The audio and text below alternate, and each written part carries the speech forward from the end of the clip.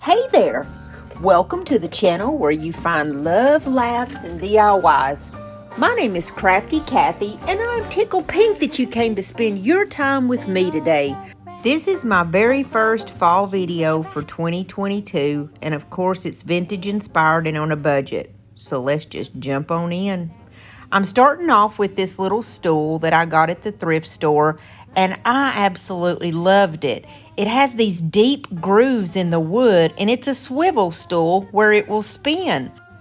The bottom part is made out of a hard steel, and I think that this thing is just great, and I found it at a great price, so hey, it came back to Tennessee from Florida with me.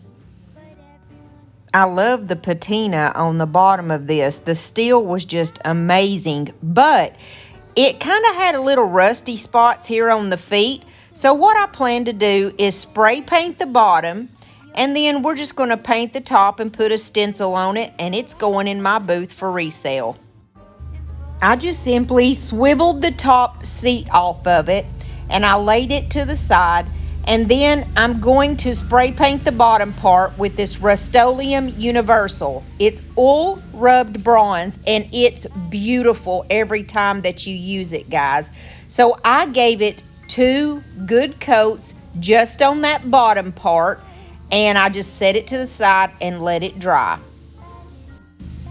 And the seat had a couple of little rough spots in it just over the years where the wood had kind of chipped off in a few little spots, nothing big. So I just took a 220 grit on my sander, and I just lightly went over the top of it.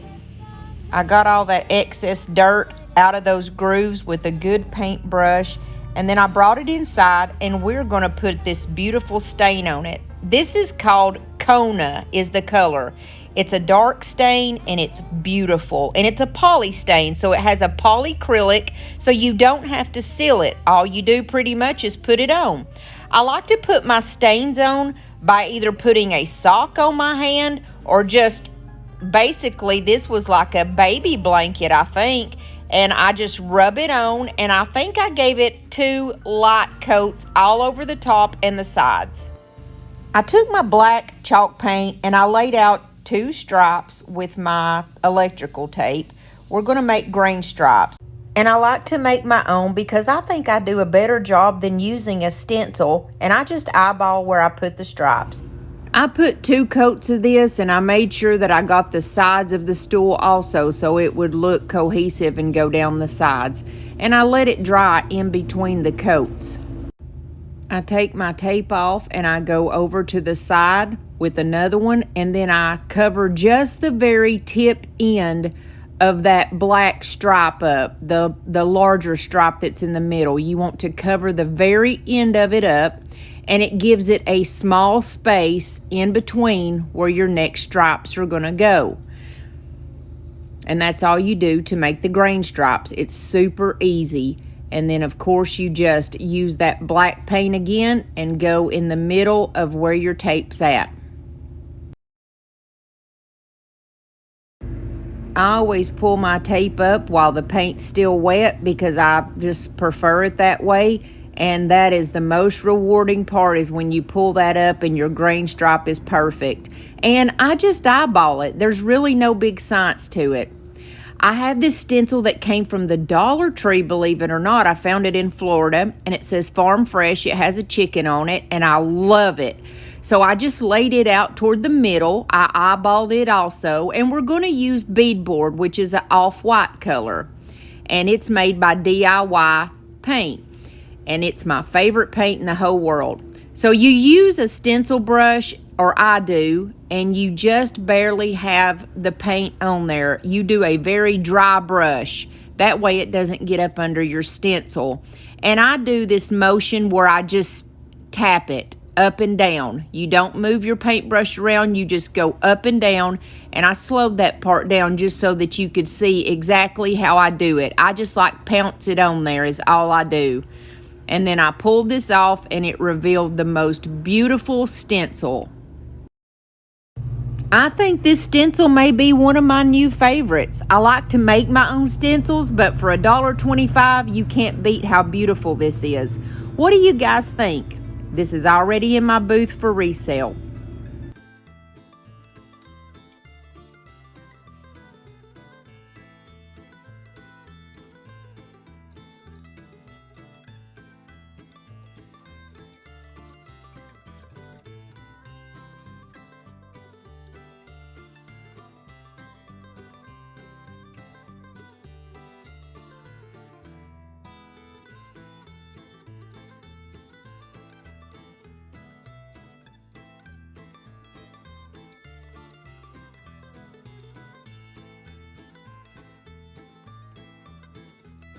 Hey, if you're enjoying this content, there's a few things I'd love to ask you.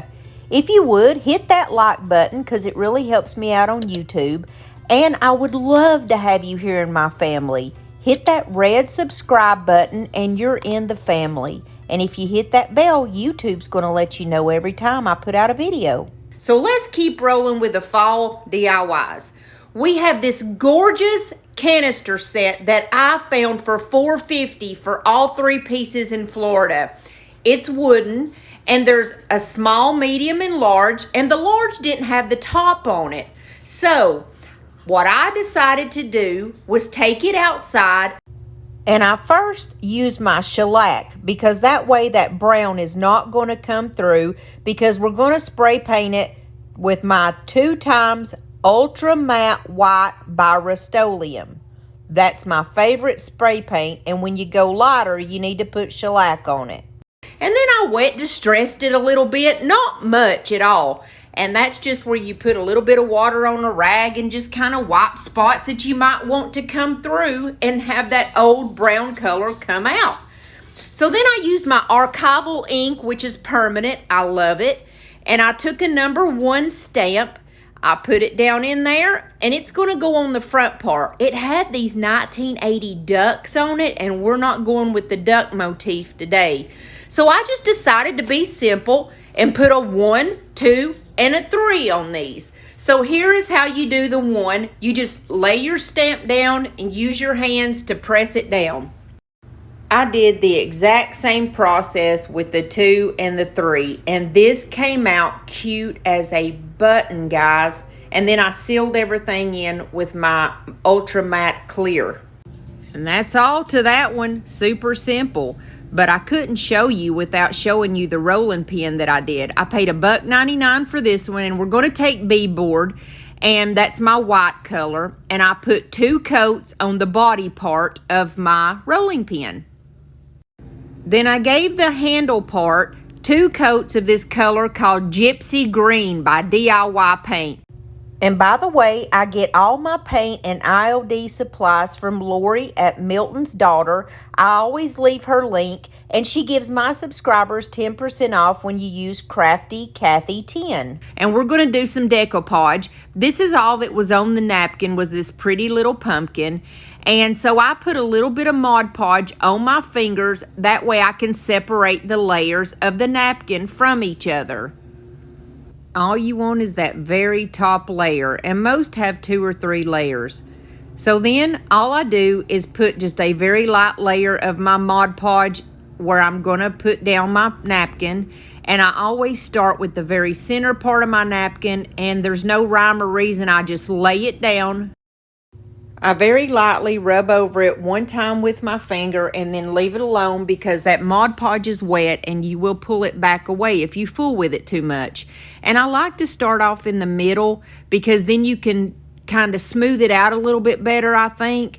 And I don't force the napkin. I just let it lay where it wants to. And then I always use my saran wrap.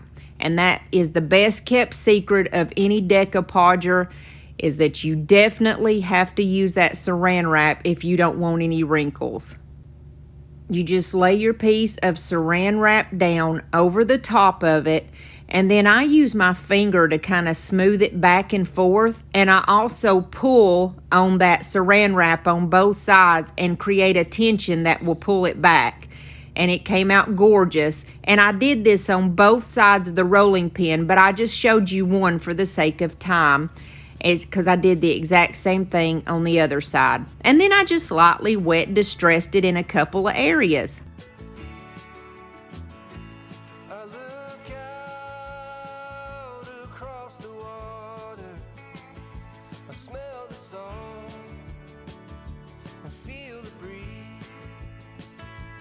But in my heart I hear the calling of my old home, Tennessee.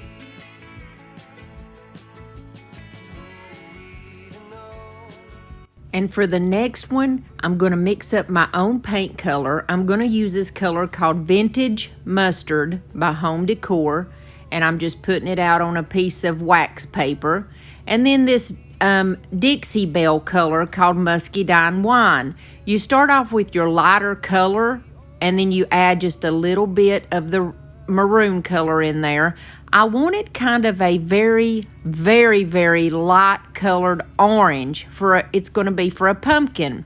So I just mixed it up, and don't you know, I got the exact color that I wanted. And this color, man, this camera can't do it justice. It is the most beautiful color on this pumpkin. I got this pumpkin the other day at Hobby Lobby because all their fall is 40% off. And there is no rhyme or reason to how I put this paint on here. I basically just slapped it on, and I only used one coat, and it came out perfect.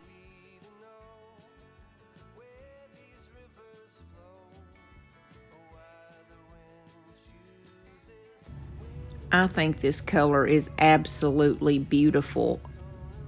And so I wanted to put some type of a foliage on the top. So we're using this called fall grass. This came from the Dollar Tree, believe it or not. And I don't like the plasticky look of it and that bright orange color.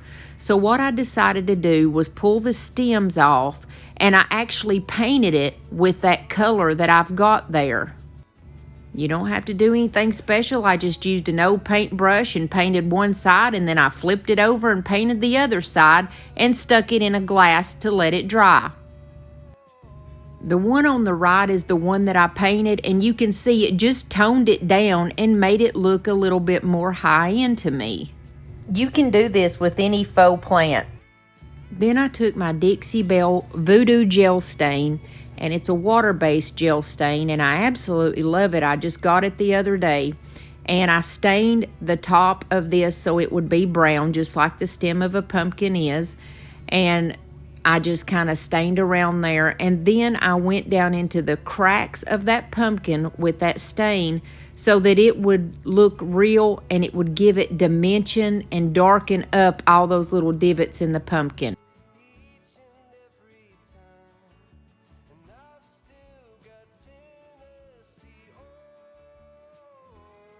Then I felt like I went a little too crazy on that.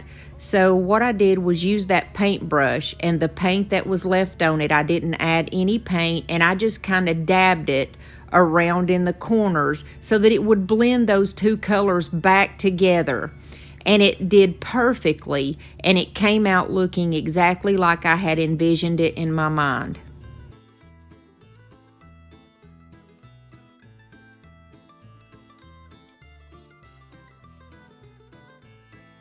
Now we're going to add some florals to the top. And I was really impressed by this eucalyptus I got off of Amazon. And it's linked in my Amazon cart if you guys want some. I actually like it better than the Walmart eucalyptus because it looks more authentic to me. So all I did was just clipped all of my stems down. And then what you add on one side, you always add on the other side. So I did 2 stems going one way, 2 going another way. I'm using this hop bush that came from the Dollar Tree, and I love the color of it. It's very light. It's nothing flashy or crazy. I cut all my stems down, and I did the exact same thing. Oh, but first I used this zip tie to tie those 2 stems that I told you about at first, the eucalyptus. I use the zip ties because I like those better. And then I realized I should have put the hop bush in there with it, but I didn't, so I kind of squeezed it in there. And like I said, the trick to doing florals is what you put on one side, you put on the exact other side. So I did about 2 of these cream colored hop bushes on one side, and then I put the exact same ones in the same place on the other side. Then I added 2 small twigs of that one that I had painted, And remember, it's the same color as the pumpkin. So I like playing with different colors and different shades of that main color. So we're going to use a couple different colors of orange. And this is a different bush that I got from Amazon last year. And it is a more deeper orangey color than the pumpkin, which I think turns out beautiful. So I clip my stems off and I just put one stem of these on the bottom. And I have all these floral pieces linked in my Amazon store in case you guys need some. And I had already tightened up that zip tie, which I shouldn't have done, so I had to use another one. But this is our little floral arrangement when I'm finished with it. And then I just make sure that everything is the same on both sides in the same spot. And I simply used another zip tie and I tied that around the stem of that pumpkin because I'm going to put a bow on here so you're not going to see it. And it's okay to do that. Now, I like to use these zip ties because I don't like to glue my florals down because you can reuse them that way and I won't be messing up my pumpkin. So all I did was run another zip tie underneath where I had tied that other one, and that's how I got it around that stem of that pumpkin and just simply tied it on there, and it's tight as a fiddle. And then you always give everything a real good fluffing after you get it tied down. Then I like to buy this wire from the Dollar Tree. It comes out at fall and it's got like different colored little, I guess, little beads on it almost, and it's two different colors of orange. All you do to make the little tendrils of the pumpkin, the little squigglies, is just wrap it around something like a pencil, or I wanted it a little bit bigger, so I did it around the end of this paintbrush, and it makes the little squigglies. And I put those down inside where I had everything tied together with the tie wrap. Now it's time to make the bow, and I like to make messy ribbons or messy bows. I think they're the cutest, and they're so easy. All I did was use a couple of different bows. I used some from the Dollar Tree, some skinnier ones, and one that's a little bit thicker from Hobby Lobby. And I measured every one out to 7 inches, and I cut about 4 of each one. And I think I have about 4 different bows here. You put your largest one in the back, and then you go smaller as you go up. And all you do is make X's. This is my biggest bow, and so you just simply make X's all the way to get to the end of your thing. You just keep rotating until you get to the very end. Then you just take a piece of jute twine and you just tie it right in the middle. I double knot it, and then of course you always fluff your bow. And I'm going to put this right in the very center in the front of where the stem goes. And I did put a little bit of hot glue to secure that down. And then I used this tiny sunflower just for a little bit of texture and something different and dimension. And I just put it right in the very center of my bow. I still felt like it needed some little something, because you guys know once I get started I can't stop. And I had this small little wooden owl that came from the Dollar Tree, and I found a stem that was actually sticking up that didn't have anything on it. So instead of using like a toothpick or something to attach this little guy, I stuck him on the end of that stem, and it's just a little brown owl. And then I took a very light yellow color and just kind of highlighted around him so that he would stick out a little bit better. And I think this is cute as a button, y'all. Hey, darling, can I tell you what's been on my mind? Sick and tired of the 9 to 5 in the city life. Hey, darling, we could get out of town, see the beautiful world around, wanna see it now. Pack our bags and My last DIY consists of these different sizes of cutting boards. I found them at Aldi the other day. There's 4 in each pack, 2 bigger and 2 smaller, and they were $5.99 per pack. And I do sell these in my booth for roughly $7 for the bigger ones and about $6 for the smaller ones. And it depends on how much detail I have on them too. So on 4 of them, I took my color beadboard and gave it 2 coats on the front, back, sides, the whole 9 yards. And then on the other 4, I took my stain Tobacco Road. And by the way, this has no smell whatsoever. I love this gel stain. It's my first time using it and my new personal favorite. So I just did the front, back, sides, the whole 9 yards on the other 4.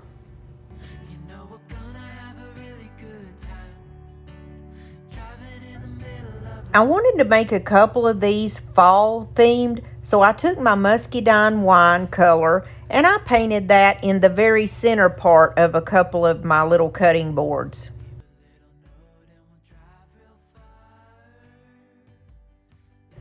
Then I was looking for a stencil to use in Cricut and I found this cute little leaf. It was under the mosaic tiles. And so I'm just going to take my white beadboard color and I'm just going to stipple it, I believe, or pounce, that's what they call it. Just pounce up and down and it's going to make the most beautiful little stencil on this cutting board.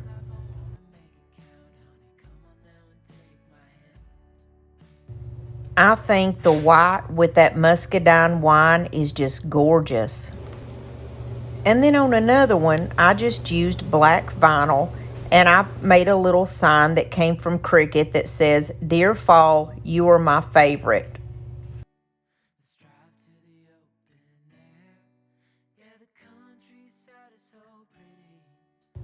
Then on another one of the big ones, I took my color Cake Batter and I have another stencil made out. This one says, "Fall for Jesus, He never leaves." And I just used different colors on this and it turned out so pretty. I used the color Cake Batter. I used just black for the name Jesus. Then for one word, I used the muscadine wine. And this turned out so sweet.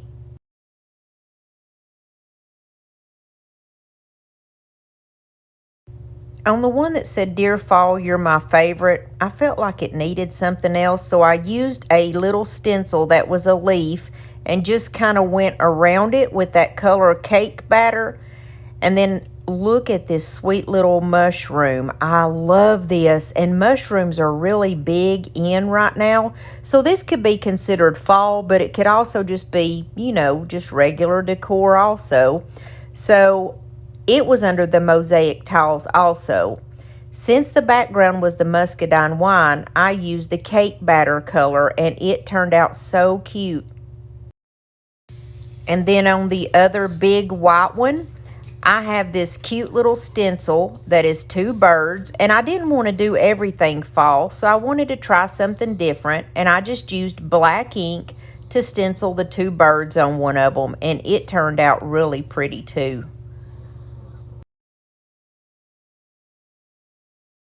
But my very favorite was the second mushroom that I did. Oh my gosh.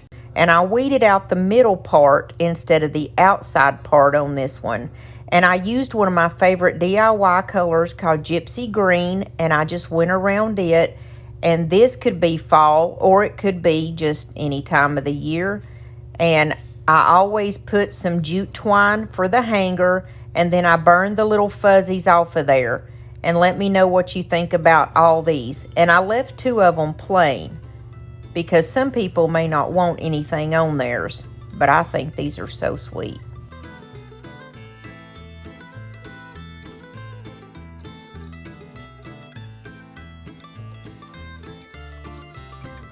Hey, if you stuck through this whole video, I just want to say thank you so much for spending your time with me, and God bless you and your family. This week, in the place of bloopers, I have a couple of funny little clips of my family. We have a lot of family in from Kansas because we had a death in our family this week and we had a funeral.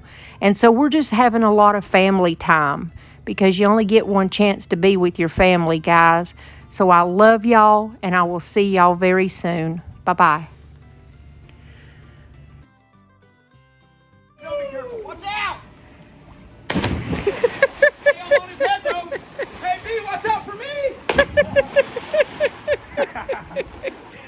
Lord. This is our buddy Joey, and we actually just adopted him into our family. He is a great friend of my uncle's, and we love him so much. But I got so tickled at him with these shorts on and them socks pulled up. I just had to take a quick picture of him. I love him. No red. Oh, hold on. Okay. She doesn't have a color. Mom, she doesn't know what color. Oh, Lord, there goes my husband. What is he doing? Guys, this is my 54-year-old husband. The reason why people are jumping off of my craft room is because of him. He started this, and he is a nut, and there's nothing that he's afraid of. Wow. I, on the other hand, am a realist. Gonna stay in this moment. You're not gonna get back.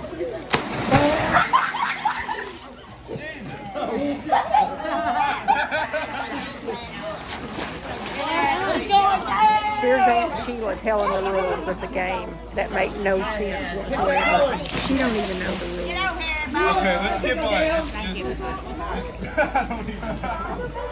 Who's there?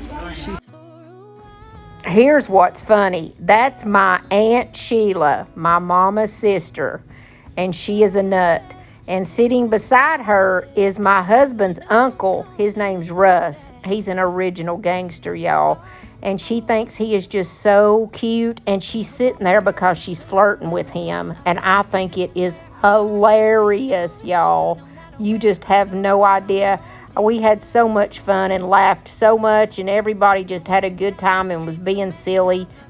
And our cousin that passed away was 24, and his mom stopped in for a while, and I was so thankful that she came, because it's good for us to get together, even if it's just for a minute, to laugh and just break that monotony for a minute and that heaviness. And even if it's just that moment that you find yourself laughing, it's worth it all, and it helps to lift your spirits just a little bit, because this week was hard on everybody and it was a shock.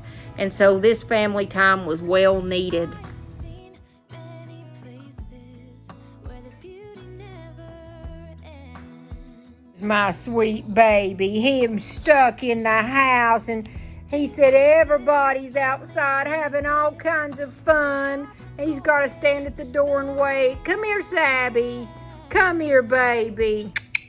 Come here, Oh, nobody cares about him.